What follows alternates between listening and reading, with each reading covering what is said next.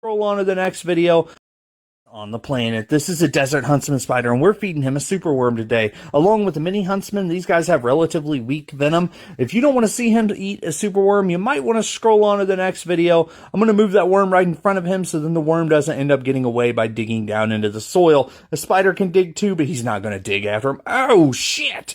Freaking worm throwing him for a loop, causing him to do a death roll. He's holding on with all of his might, having to overpower that superworm. If you look off to the right, you can see that fang about to dig into that worm. If you look off to the left, you can see the puncture wound originally caused by that other fang. Now he's injecting venom to cause the insides of that worm to turn to liquid so he can essentially slurp them up.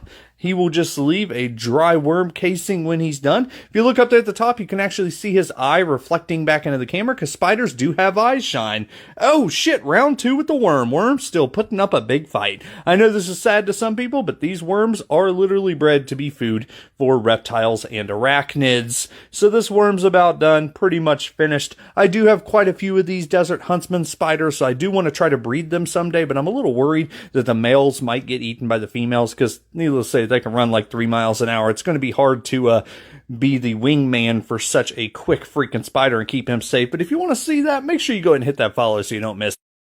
Welcome to the opening day. I seen a new pet that I couldn't resist. We went to Columbia Pet Center, and this girl right here was sitting on the counter. I have never owned one of these, so I'm pretty stoked to get her because she is very beautiful. This is the Brazilian blue tarantula. Absolutely gorgeous in the right light. From what I hear, they're relatively slow growing, pretty calm. I mean, they can be defensive, they can throw hairs, but so far I haven't seen that. I guess we could test that out here in a second. I got my fingers to the background so you can kind of get a size reference. This girl is already big. From everything I know, I hear that they're relatively slow growing, but just gorgeously blue. Unlike my blue cobalt or the Goody sapphire, this is one that I can actually pick up. I was expecting to get a Goody sapphire today, but it actually isn't shipping till tomorrow, so we'll have to do that unboxing tomorrow. But as for tonight, I still wanted to bring you guys a blue tarantula. And here you go. We're just going to leave her on that piece of bark because I don't want to stress her out. Needless to say, my driving has already stressed her out enough for today, especially that country driving with all those deer. But absolutely gorgeous spider. I was touching her foot. I don't think she liked that. But if you want to see more of her, go ahead and check out that live or hit that follow. Have you ever seen a giant saber-toothed spider? We're about to because we're unboxing one today.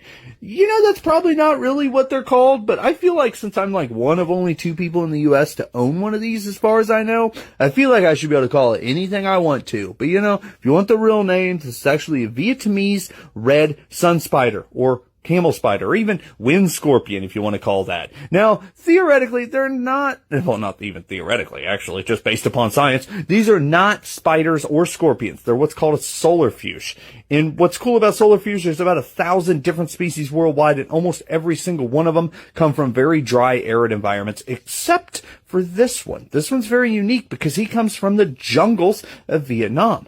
So what's cool about that is it might be possible to keep these in captivity successfully and to breed them, because I'm afraid that the reason that these guys don't do well in captivity is because they're from very dry, arid environments, and of course that humidity builds up inside the enclosure very quick, so they're just very hard to keep.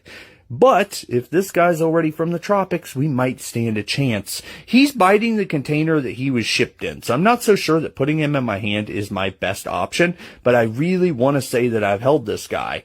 I don't want to stress him out too much, but I would really like to just say, you know, I've held the Vietnamese Red Solarfuge. But, you know, maybe that is for another day. Maybe we'll just go ahead and try to scoop him down inside his new enclosure. My